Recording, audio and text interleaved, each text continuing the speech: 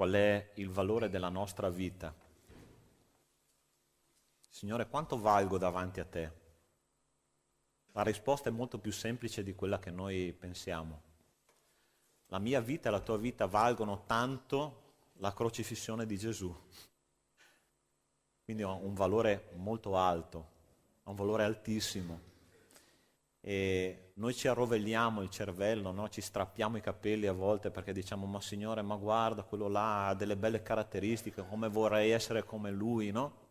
E il Signore dice: ma non ti rendi conto che tu sei un'opera d'arte, tu sei una creatura fantastica mia, io ti ho creato. E quando il vasellaio crea un vaso, lo crea come lui vuole. Quindi quello che tu hai dentro di te è quello che Gesù e il Signore ha voluto mettere dentro di te, ma a volte a noi non ci basta, no? E noi leggeremo di una storia di una persona che non gli è bastato quello che Dio ha fatto per lui, no? E quindi ha combinato dei guai. E noi vogliamo imparare da questa storia in modo che la parola di Dio, no? Ci insegna sia con le cose buone che anche con le cose che noi sbagliamo. Questa persona, che è parte di una parabola, ha sbagliato in modo tremendo e noi vogliamo imparare a non fare come lui, ok? Le parabole, fratelli, sono delle storie che Gesù raccontava, no? Alcune a lieto fine, altre no. Quella di stamattina proprio ha un finale terribile, ma noi proprio vogliamo imparare da questo finale a non fare come ha fatto il protagonista. Io vi invito ad aprire le vostre Bibbie in Matteo capitolo 18, dal versetto 23. Matteo 18, versetto 23.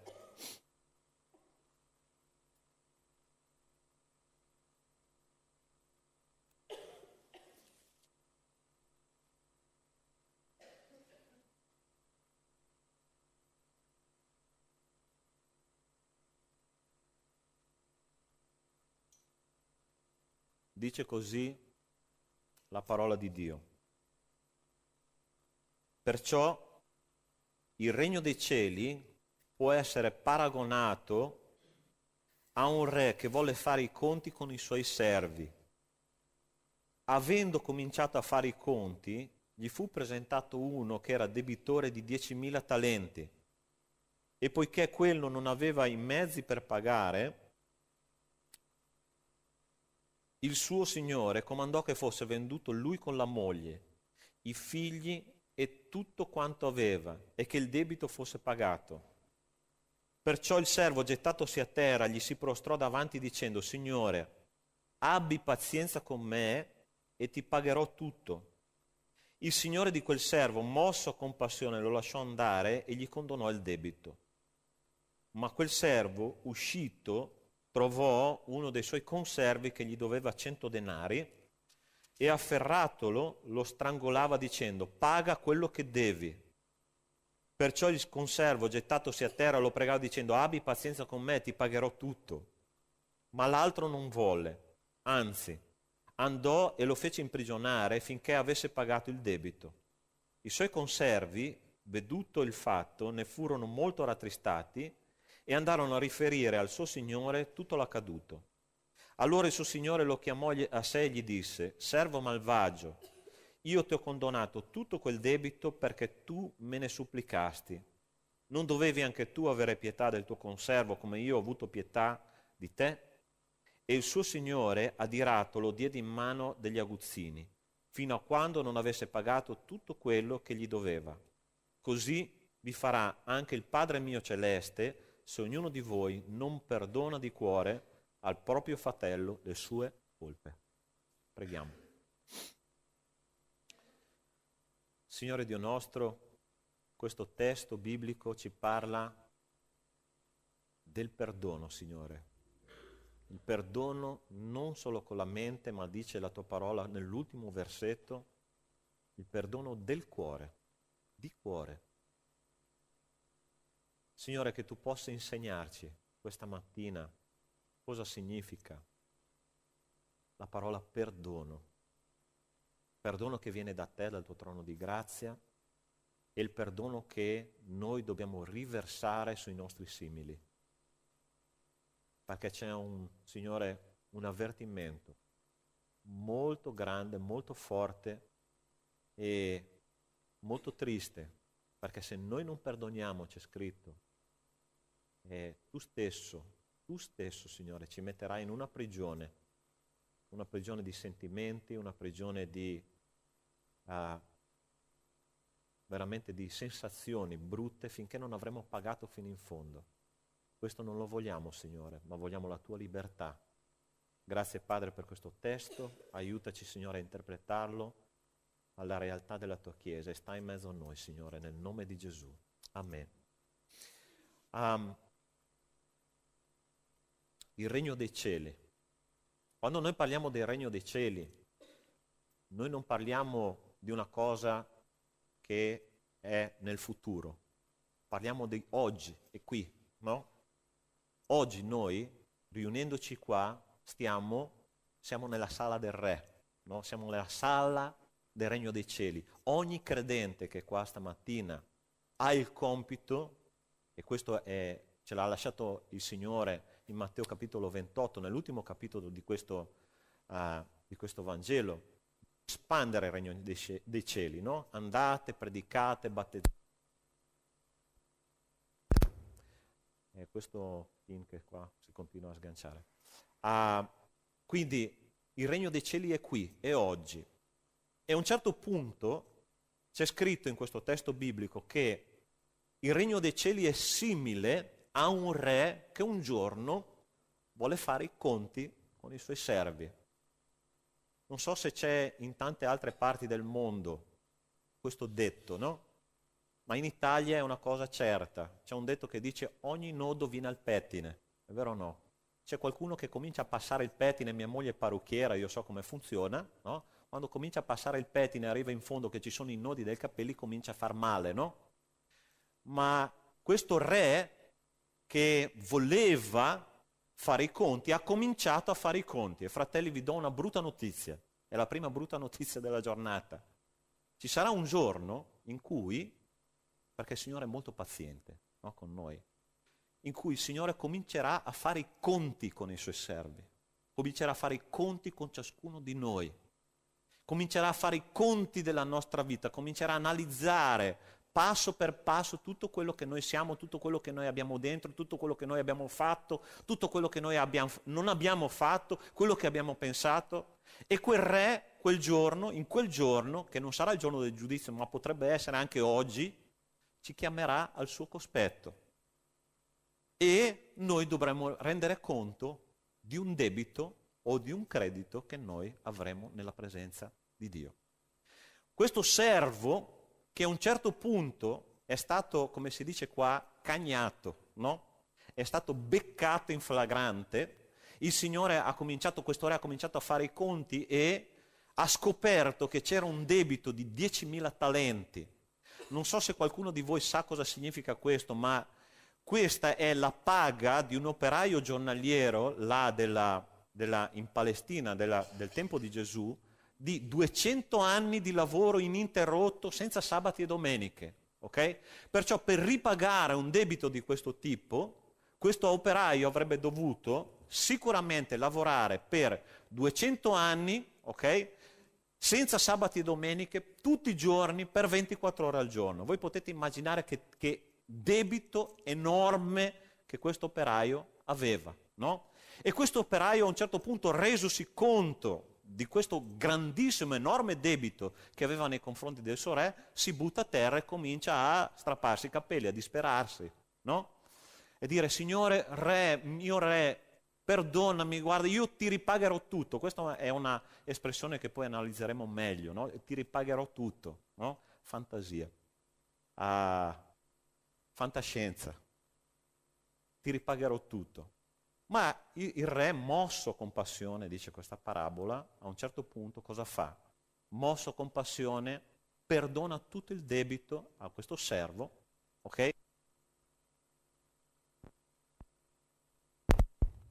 Bel problema. Esce dalla presenza del re e trova una persona che è suo simile, un servo insieme a lui, lo chiama un conservo, praticamente alla stessa altezza, no? Non uno di grado più basso, uno di grado più alto, un conservo, una persona uguale, identica a lui, che ha un piccolo debito, ok? Dice 200 denari, la paga di circa di 3 mesi di un operaio, quindi è una cosa molto pagabile, molto diciamo così, che si poteva risolvere. E questo conservo gli dice delle parole che sono le stesse parole che lui ha detto nei confronti del re: dammi tempo e ti pagherò tutto. In questo caso la cosa era fattibile. Ma lui cosa fa? Prende questo conservo, questo suo amico probabilmente, per il collo, no? E gli dice: dammi tutto quello che mi spetta.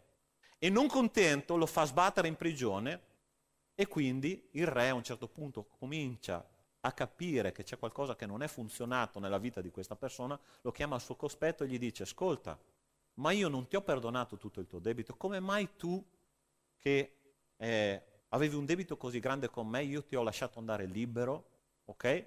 Tu invece hai preso un conservo del tuo pari che aveva un piccolo debito con te e tu l'hai fatto sbattere in prigione, quindi sai cosa farò?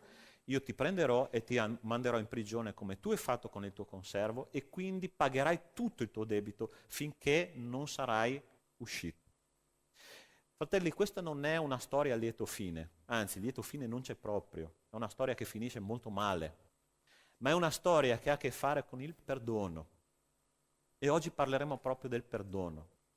Sai cos'è la definizione della parola perdono? Liberazione, nel greco. No, perdono uguale libertà, ecco perché questo testo parla di una prigione alla fine di questo testo biblico. E questo testo ci insegna e esige da noi oggi che noi cominciamo a analizzare le nostre vite a riguardo del perdono. Quando gli esseri umani, io ho imparato questo nella mia vita, che quando gli esseri umani vivono insieme ci sono ferite, incomprensioni, giudizi, accuse, tutte cose che noi viviamo, non dico quotidianamente, ma quasi, e che hanno a che fare con il perdono. E noi immagazziniamo questa serie di sentimenti dentro di noi, nella nostra vita, che a un certo punto esplodono, no? E che fanno sì che il perdono venga lasciato da parte. E quando noi lasciamo da parte il perdono, tra di noi c'è la guerra. Guarda cos'è la definizione di perdono. Dal greco, aphiemai, che significa liberazione, riferita alla figura di un debito che viene condonato. Il perdono nei testi originali non dà l'idea di qualcosa che viene tolto per non avere più l'impiccio, cioè io ti perdono quindi non ho più niente a che fare con te, ma qualcosa che viene tolto con lo scopo di riabilitare completamente un figlio nell'ambito della famiglia in tutta la sua dignità, non tenendo più conto dei suoi errori passati. Quindi quando noi preghiamo, nella nostra preghiera, vi ricordate che Gesù ci insegna a pregare: rimetti a noi i nostri debiti. Sì, ti ricordi questa preghiera che Gesù fa? Quando Gesù ci insegna a rimettici i nostri debiti, è una preghiera fortissima. Cosa vuol dire? Rimettimi nella stessa posizione di prima. Vi ricordate il figlio il prodigo che torna dal padre sporco, magro, puzzolente perché era stato in mezzo ai maiali, e il padre cosa fa? Gli toglie le vesti, gli rimette le vesti bianche, gli mette un anello al dito, simbolo di appartenenza alla famiglia, e dei sandali ai piedi, che è simbolo di libertà, perché solo gli schiavi avevano i piedi nudi. Okay? Quindi è un ristabilimento completo della persona davanti al re, davanti a Dio. E questa persona che era aggiunta lì davanti al re, che aveva questo debito enorme davanti al re, dice: perdonami e io ti ripagherò tutto. E il re dice: guarda, tolgo tutto questo debito, non mi importa, io ti ristabilisco nella posizione in cui tu sei, in cui tu eri prima, come mio servo, come mio amico, come mio fratello, come mio figlio. Io voglio che io e te siamo in comunione.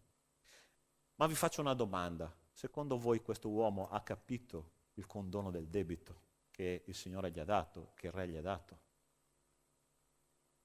L'espressione che lui ha usato: dammi tempo e io ti pagherò tutto. Fantateologia. Fratello, io ti do una pessima notizia. Prima te ne ho dato una brutta, ma adesso te ne do una pessima. Io e te, davanti a Dio, abbiamo un debito di 10.000 talenti. E quando noi ci presentiamo alla presenza di Dio e questo debito diventa evidente nelle nostre vite, la nostra vita subisce un trauma enorme. C'è una storia fantastica nel Vecchio Testamento, la vita di Isaia. Al 6° capitolo del libro di Isaia, Isaia ha un incontro faccia a faccia con Dio. La cosa incredibile è che questo ragazzo aveva conoscenza, di nome Isaia, aveva conoscenza delle cose di Dio fin da piccolo, ok? E lui questo libro sviluppa nei primi 5 capitoli un atteggiamento religioso. No? Lui andava al Tempio tutti i giorni perché lui era un maestro della legge, lui andava al Tempio tutti i giorni, insegnava la parola di Dio, pregava, faceva i sacrifici, predicava, faceva tutto quello che un credente veramente faceva tutti i giorni. Ma al 6° capitolo, io ti invito ad andare a leggere questo libro che è straordinario, al 6° capitolo del libro di Isaia, sapete cosa succede? Che lui ha un incontro faccia a faccia con il re. E sapete cosa succede? Quando lui entra in questa dimensione spirituale, no? Lui vede il re in questa gloria immensa, lui che è seduto sopra 2 cherubini, lui che il tempio viene scosso dal mantello del Signore, lui guarda su un trono altissimo il Signore e dice: Signore, io sono perso, sono condannato e abito in mezzo a un popolo dalle labbra impure. Questa è l'espressione che lui usa. Fino ad allora, fratelli, lui non aveva mai visto faccia a faccia il Signore.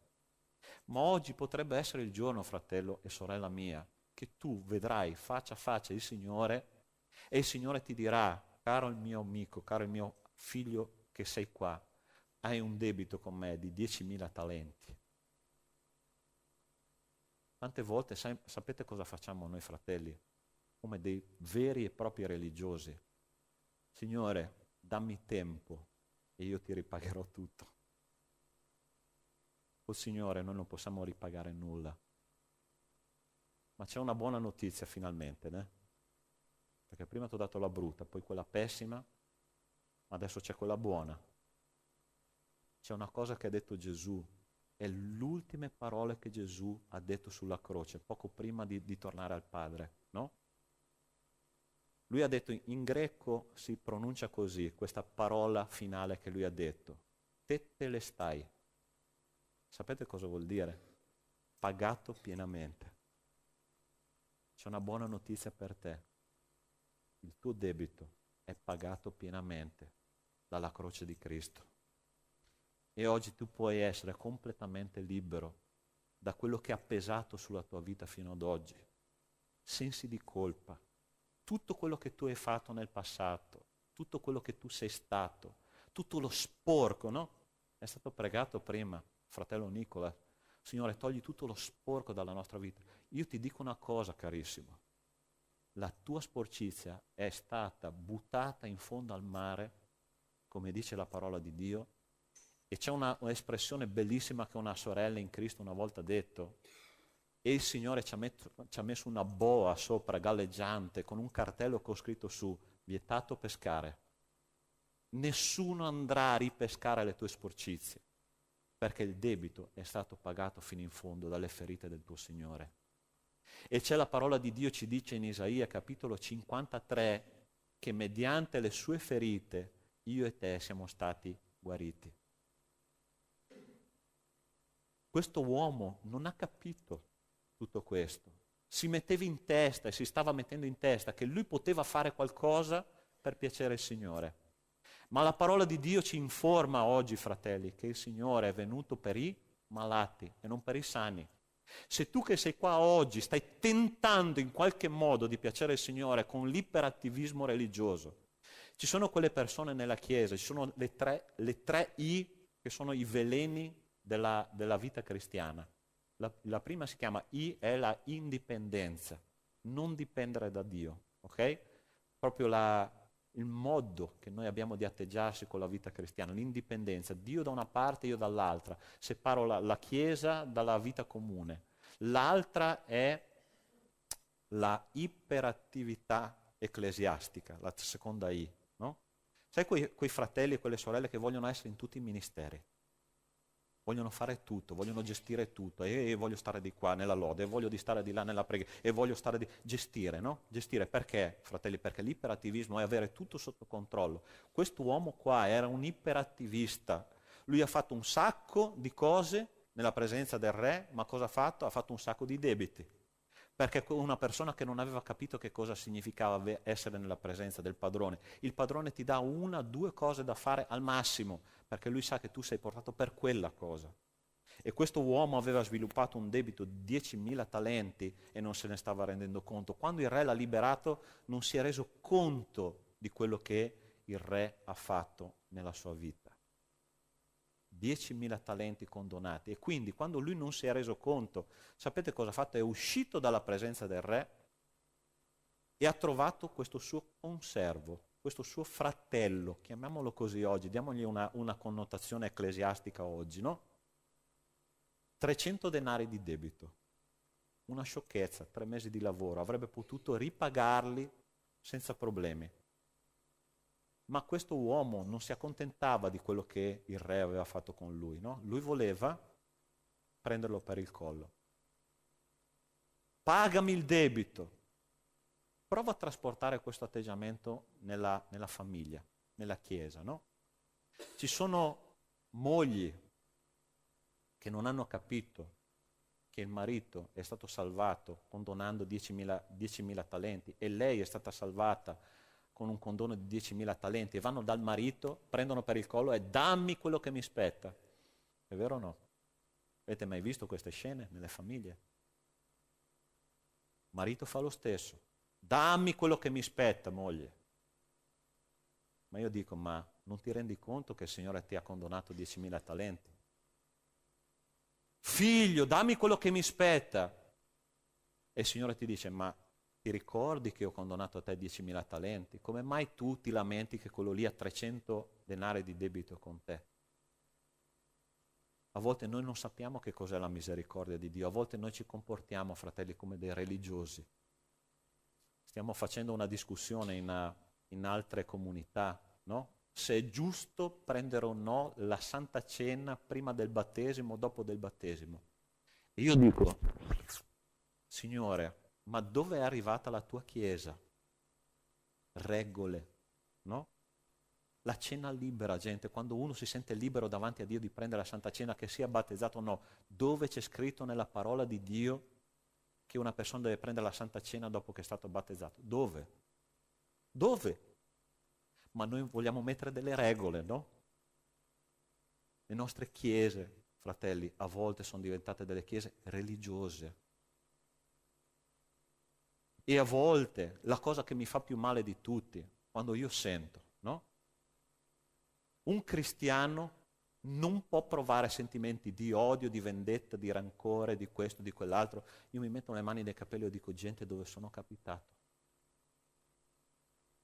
Forse, non so a te, ma a me non sono ancora spuntate le ali, non sono asessuato e quindi sono un uomo fatto di carne e di sangue, dove nelle mie vene scorrono dei sentimenti che a volte mi fanno paura. Non so a te, c'è qualcuno uguale a me? Sì? Mamma mia, tanti angeli qua. Tanti angeli che stanno già volando verso l'eternità. Meno male. Questi sentimenti fanno parte della vita cristiana. Il problema, fratelli, è che noi, quando incontriamo un ambiente ecclesiastico dove non ci sentiamo liberi di esprimere quello che sentiamo dentro, noi troviamo un problema. Perché sapete cosa diventiamo? Te lo dico con una parolina solo, ipocriti. Noi sapete cosa facciamo? Reprimiamo i nostri sentimenti. Io sono un cristiano, non devo provare queste cose, no? Non devo. Se voi andate a leggere la vita degli apostoli, gente, vi vengono i capelli dritti. L'apostolo Giacomo e l'apostolo Giovanni, Signore, giudica questo popolo perché non ci hanno accolto, fai scendere fuoco dal cielo. Il Signore ha detto, ok. Li chiamavano i figli del tuono, è vero o no? I figli del tuono. E le nostre chiese, fratelli, non sono pronte ad ascoltare una persona che prova questi sentimenti. E noi cosa facciamo di riflesso? Noi nascondiamo questi sentimenti perché le nostre comunità non sono pronte ad ascoltarci, no? Se io, fratelli, mi dispiace dirlo dal pulpito, no? Ieri proprio nella riunione dei predicatori ci hanno detto questo, ma tu, nella comunità, no? Proprio un pastore ci predica, il pastor Carmine, ma tu nella comunità esprimi quello che tu sei o esprimi quello che tu vorresti essere? È una bella domanda questa. La risposta è stata una risposta diplomatica, esprimo quello che mi conviene esprimere. A volte, fratelli, non ci conviene aprirci con i nostri fratelli. Questi sentimenti che ha provato quest'uomo sono stati sfogati perché? Perché lui non si era abituato a parlarne con qualcuno. Sei d'accordo con me? Fino a quel momento lì non c'era nessun sentimento verso il suo conservo, ma quando lui ha visto il suo debito davanti a sé, 10.000 talenti, adesso mi rifaccio su qualcun altro, e pam, pam, pam, pam. Meno male che non ha incontrati 3 sulla sua strada, perché li avrebbe fatti fuori tutti e 3. Ma nella comunità, fratelli, quando noi ci abituiamo a guardarci negli occhi, e noi qua nella chiesa di Treviso abbiamo una grande occasione, perché con i gruppi di studio biblici, 7, 8, 10 persone al massimo che si guardano negli occhi, è impossibile mentire. È un'occasione d'oro.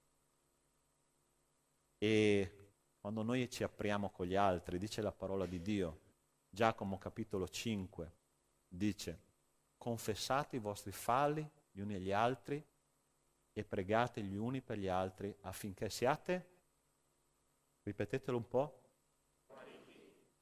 tu vuoi guarire? Ira, odio, vendetta, sentimenti di repressione, a volte persone che non riescono più ad avere un rapporto con i fratelli caldo, no? Si sentono freddi. A volte ci sono persone che quando reprimono i sentimenti vanno in depressione, sentimenti di suicidio. Sapete perché? Perché noi schiacciamo in una camera che io chiamo in fondo al nostro cervellino, no? C'è una camera che io chiamo la camera delle torture, dove tu hai registrato tutto quello che è successo nella tua vita, specialmente le cose che ti hanno fatto male, specialmente la faccia delle persone che ti hanno fatto male. E quando tu apri quella camerina lì e la richiudi bene, tu vai là a torturare. È vero o no? Tu ricordi e quelle persone cosa fanno? Ti fanno male, ma tu le metti sul tavolo operatorio e dici, adesso sono io Dexter, no? Chi è che conosce il telefilm Dexter? Adesso sono io Dexter, adesso ti torturo io.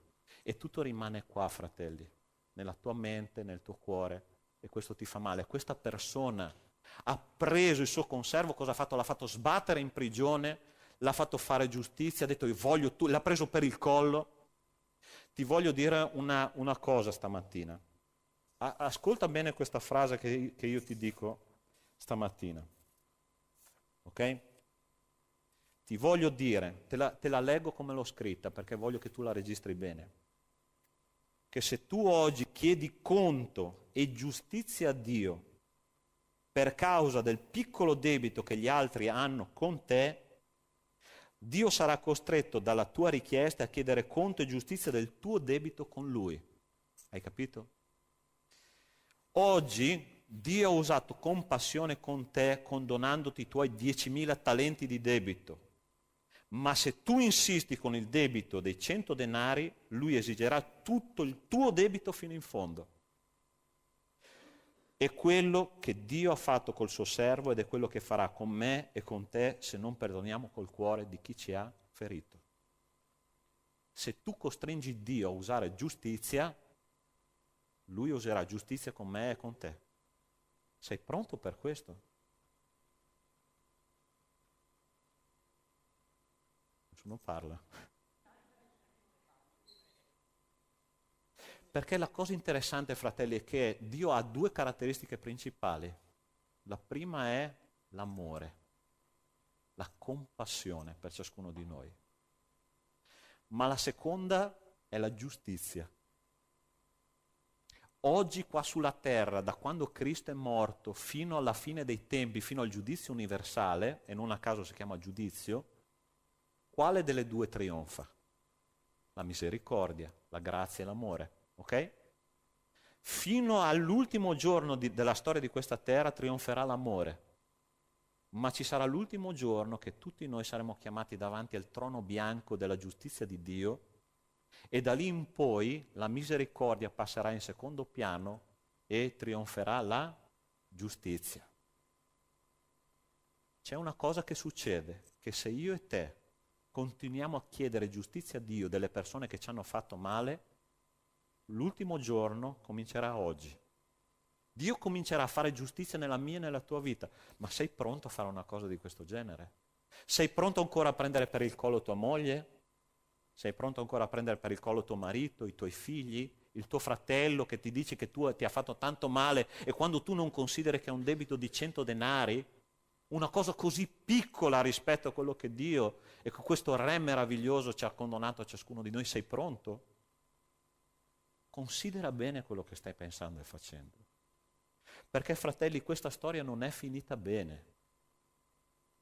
Tutti e due sono andati in prigione, ma uno di questi uscirà presto. L'altro, dice la parola, l'ultimo versetto di questo testo dice, così, versetto 34, il Signore adirato lo diede in mano degli aguzzini fino a quando non avesse pagato tutto quello che gli doveva. Celeste, se ognuno di voi non perdona di cuore al proprio fratello, ma dai, Signore, ma non è così oggi. Non è così oggi? Allora, vi siete mai chiesto, in questo testo biblico viene usata una parola che è la parola aguzzini, ok? Sapete che cosa sono gli aguzzini? Ci sono due linee teologiche che parlano di questo testo biblico, aguzzini, ok? La prima, sensi di colpa profondamente inseriti nella mente e nel cuore della persona che è andata in prigione. Quindi, quando tu chiedi giustizia a Dio, i tuoi sensi di colpa ritorneranno e ritorneranno e ritorneranno e ritorneranno sempre fino all'eternità. Fratelli, se voi andate a leggere Luca capitolo 16, quando Dio ci parla dell'inferno, vi ricordate della parabola del ricco e di Lazzaro? Chi è che si ricorda? Questa persona ricordava e avrebbe ricordato per l'eternità tutto quello che lei ha sbagliato sulla terra. Ma vi potete immaginare che inferno, e non a caso si chiama inferno. Quindi tu che non stai perdonando, sai cosa succede? Che tu mangerai rimorsi fino a che tu non perdonerai di cuore. Sarà una vita bella. Questa è la prima linea teologica. C'è la seconda che dice che gli aguzzini sono dei demoni. E anche questo non ha per niente torto su questa linea teologica. Perché, fratelli, dove non esiste perdono, che cosa esiste? L'accusa. E chi è il padre dell'accusa? Quando io non perdono, io lascio aperta una porta a Satana per lavorare nella mia vita. E quando Satana lavora nella mia vita, lavora attraverso me in tutte le persone che sono attorno a me. Perché la parola di Dio non a caso ci dice che nessuna radice di amarezza venga fuori, sì che molti di voi rimangano infetti. Dove non c'è perdono c'è amarezza, e dove c'è amarezza molti rimangono infetti da amarezza e da un'azione satanica nella propria vita e nella propria famiglia. Allora, quale dei due sei tu? Quale dei due sei tu?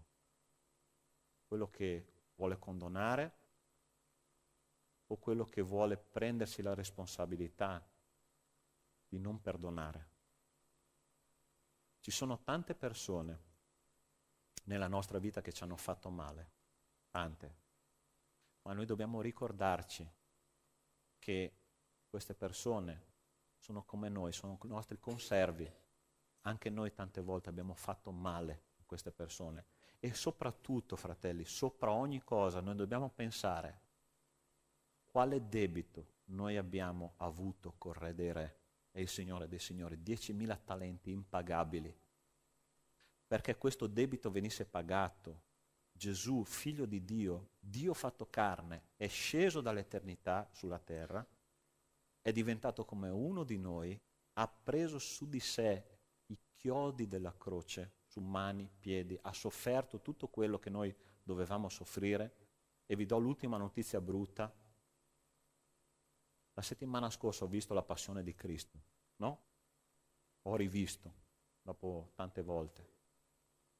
E quando guardavo le ultime scene, no? Quando Gesù viene proprio crocifisso, dicevo, Signore, ma che sofferenza, ma come erano duri questi romani. C'è stata una cosa che il Signore mi ha detto che mi ha spaccato in due. Mi ha detto, uno di quelli eri tu. Sapete perché Gesù è andato in croce? Perché noi ce l'abbiamo messo. È responsabilità nostra che lui è salito là. Noi abbiamo piantato i chiodi nelle mani di Gesù, noi abbiamo piantato i chiodi nei piedi di Gesù, noi siamo stati fratelli. Perché Gesù non sarebbe neanche nato se noi fossimo ancora nel giardino dell'Eden. Se noi non avessimo peccato, Gesù non sarebbe venuto qua a soffrire per me e per te. Ma lui è venuto, ha pagato il tuo debito, e l'ultima parola che lui ha detto, pagato pieno. L'ultimo testo biblico che io citerò questa mattina è questo. Si trova nella lettera ai Colossesi e dice così: perdonatevi gli uni gli altri come Dio ci ha perdonati in Cristo. Come ci ha perdonati Cristo?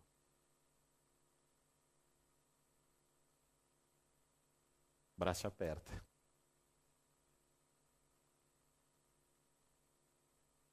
Quali sono le persone che ti hanno fatto male nella tua vita? Chiudi i tuoi occhi in questo momento. Lascia che il Signore ti parli. Lascia che Cristo e lo Spirito Santo di Dio ti indichi la persona che ti ha fatto male. Ma lascia che anche il Signore ti indichi quanto tu hai fatto male a Lui. Perché tu hai messo, e io ho messo, i chiodi sulla vita di Gesù. Io ho inchiodato. Non c'è più grande responsabilità di questa. E il Signore ci chiede stamattina, ma tu sei disposto a portare i sintomi di un rancore per tutta la vita? Io ho pagato il tuo debito, figlio mio, ma tu devi liberare il debito nella vita degli altri che ti hanno ferito, che ti hanno fatto male. Perché altrimenti la libertà non viene mai. E tu rimarrai in prigione, in una prigione dove non c'è libertà, dove ci sono i demoni che intervengono nella tua vita. Non fare così, figlio mio. Quante volte Gesù mi ha detto, lascia andare liberi i tuoi feritori. Lascia andare liberi i tuoi feritori. Caro mio, cara mia che sei qua stamattina. Il Signore è qua per darci la libertà, per liberarci dalla prigione, per liberarci dal giudizio, per liberarci dalle ferite. Perdono è uguale libertà. Forse tu stai vivendo una situazione nella tua famiglia, con la tua chiesa, con il tuo ministero, che ti sta facendo ancora male. Ricordati di quanto tu hai fatto male a Cristo. Non sottovalutare questo. Lascia da parte questo piccolo debito e lascia che il Signore ti liberi. Oggi è un giorno di libertà. Oggi è un giorno in cui l'inferno digrignerà i denti, ma noi spezziamo le catene attraverso la parola di Dio. Signore Dio nostro, in questo momento noi ti chiediamo che tu possa compiere una totale liberazione, Signore, nell'anima di tanti fratelli e sorelle che sono qua, di tante persone che hanno vissuto fino ad oggi, Signore, con un senso di rancore, di vendetta, di ingiustizia, di amarezza, Signore. Permetti, Padre, che il tuo Santo Spirito spezzi le catene del male e che il perdono, Signore, entri in quella camera buia e che noi possiamo vedere dei rinnovamenti completi di vita, Signore. Che il tuo debito, Signore, che è stato pagato sulla croce, possa liberarci e che il sangue di Gesù, Signore, sia veramente l'elemento che ci darà, Signore, la piena e completa volontà di fare, Signore, quello che tu vuoi nella nostra vita. Signore, abbiamo tentato in tanti modi a volte, con la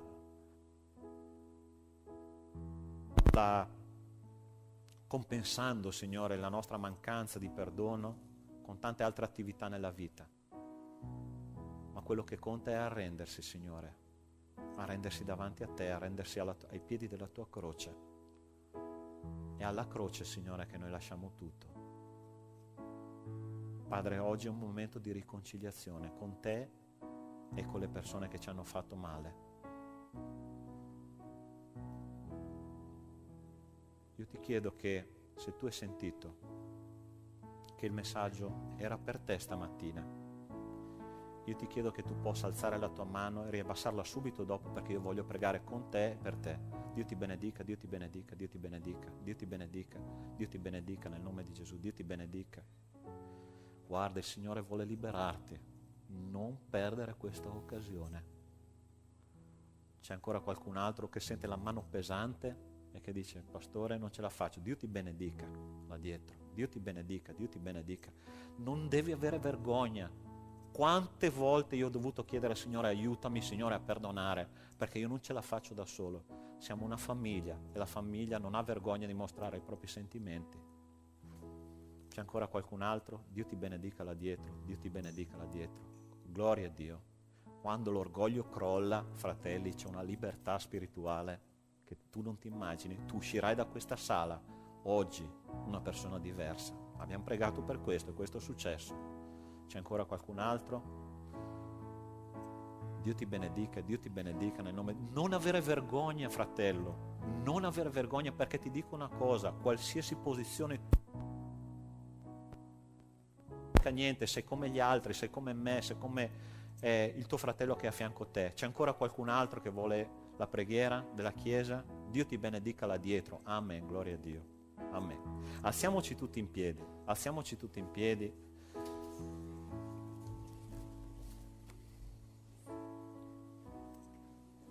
Fratello, tu hai sentito la presenza del Signore stamattina? Mamma mia, era tanto tempo che io non sentivo un silenzio così nella Chiesa, ma tanto tempo. Sapete che cos'è questo? Il silenzio dello Spirito Santo. Ma il Signore sta liberando le anime, ok? Possiamo cantare alla croce, per favore? Ok?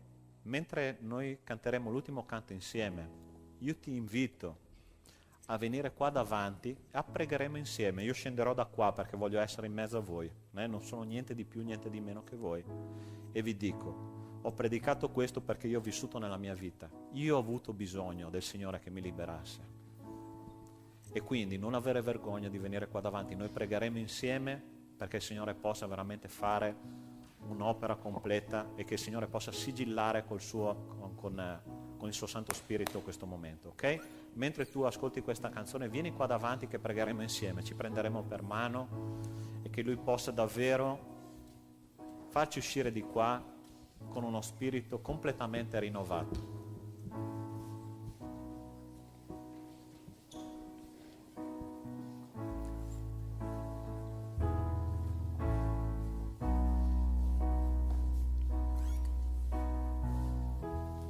Tu mi conosci,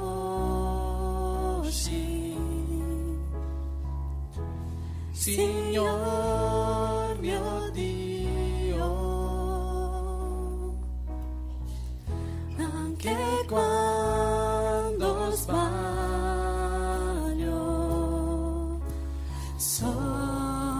che mi ami. La tua presenza. Amen. Non devi avere vergogna.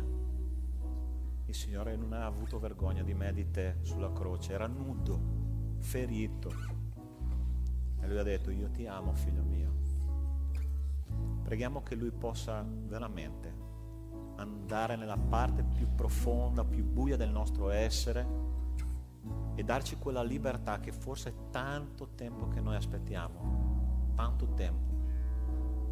E tu devi ricordarti ogni giorno quale debito noi avevamo nella presenza di Dio. 10.000 talenti, impagabili, ma Lui ha pagato per me e per te. Tutto questo farà sparire gli altri debiti intorno a te. Amen? Preghiamo che il Signore possa veramente fare quest'opera. Signore Dio nostro, noi tutti, Signore, siamo nati con un debito sopra le nostre teste. La tua parola dice, Signore, che tutti hanno peccato e sono privi della gloria di Dio. 10.000 talenti da pagare, Signore, impagabili. Un debito troppo grosso, Signore. Per questo ha dovuto venire sulla terra tuo figlio Gesù, Signore. Incarnarsi, andare in croce, sottomettersi fino alla fine a te, Signore, essere trafitto, soffrire, Signore, come un cane. Ma noi oggi possiamo dire, Signore, è pagato, fino all'ultimo giorno della nostra vita è pagato, Signore. Io ti prego che mentre noi stiamo lasciando, Signore, che il tuo Spirito lavori con le nostre vite, Signore, che noi possiamo ricordare le facce delle persone che ci hanno fatto male, Signore. Aiutaci ad aprire quella porta di quella camera buia, Signore, e dire: andate liberi perché io non voglio più avere a che fare con un debito con voi. Signore, che tu possa in questo momento spalancare queste porte, Signore, dare aria a questa nostra camera oscura, Signore, ripulire tutto, Padre, riordinare tutto e che la luce entri, Signore, lì dove non è mai entrata, Signore, che noi possiamo considerare queste persone libere. E soprattutto noi vogliamo essere liberi, Signore. Sigilla con il tuo Spirito questo momento e che tutte le preghiere sincere, Signore, che stanno per essere fatte nella tua presenza possono essere valutate con un sì. Sì, figlio mio, è un sì per te. Libera, Signore, libera i nostri fratelli, i miei fratelli, Signore, e che questa libertà prosegua ogni giorno della nostra vita nel nome di Cristo Gesù. Amen e amen. Che il Signore vi benedica. Dai un abbraccio al tuo fratello.